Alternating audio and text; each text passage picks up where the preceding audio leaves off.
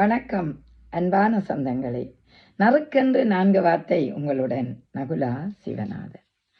இன்றைக்கு நாங்கள் பார்க்கிற விடயம் என்னென்றால், இந்த மாணவர்களின் தவறான போக்குக்கு என்ன காரணம்? இன்று இந்த சூழல் எங்களுக்கு எல்லாவற்றையும் தருகின்றது. சுதந்திரமான ஒரு சூழலில் அவர்கள் வாழுகின்றார்கள். ஆனால் சில மாணவர்கள் எது தவறு எது சரி என்று உணராமல் வாழ்கிறார்களோ என்று எண்ண தோன்றுகின்றது. ஏனென்றால் இன்று மாணவர்கள் தான்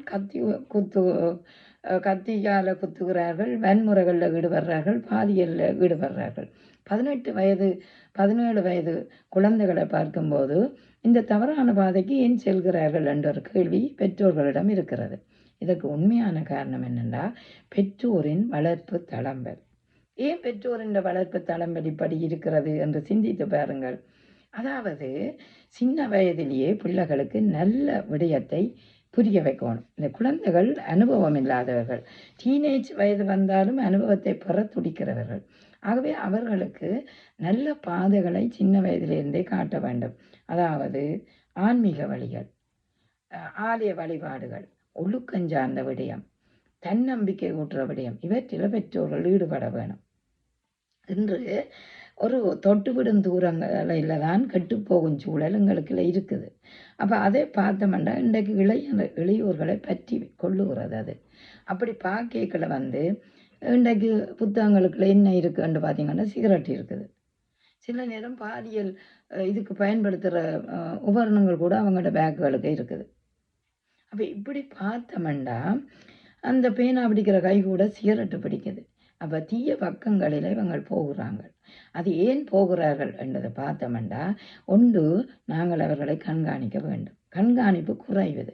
சின்ன வயதிலே அந்த கண்காணிப்பு இருக்கணும். ஒரு 10-12 வயது மட்டும் நீங்கள் கண்காணிப்பில் இருந்தால் பிள்ளைக்கு பேருந்து தேவையில்லை. ஆகவே இப்போ இனி வளர்க்குற குழந்தைகளை நீங்கள் நல்ல முறையில் வளருங்க. நல்ல ஒழுக்கத்தை சொல்லிக் கொடுங்க. ஆன்மீக நெறிகள், நல்ல பழமொழிகள், தமிழில் இனிமையான பகுதிகள் இவற்றை காட்டுங்க. அடுத்தது கல்வி சூழலுக்கு அவர்களை மாற்றுங்கோ. கல்விதான் உயர்ந்தது. நீங்கள் வறுமை இருக்காமல் தொடர்ந்து கல்வியை பெற்றால் நீங்கள் நல்லா வாழலாம் என்ற அட்வைஸுகள், அதாவது அறிவுரைகளை எல்லாம் சொல்லிக் கொடுங்கள்.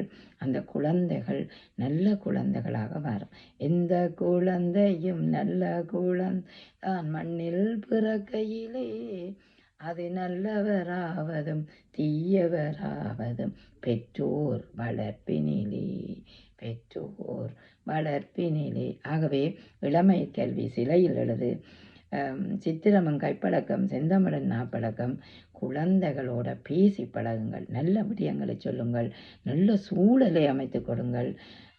அவர்களை நல்ல வழியில் வாழ வைக்கும். ஆகவே ஒழுக்கமுடைய சீலர்களாக குழந்தைகளை வளர்ப்பதற்கு பெற்றோர்கள் நீங்கள் தான் முனைய வேண்டும். நன்றி, வணக்கம்.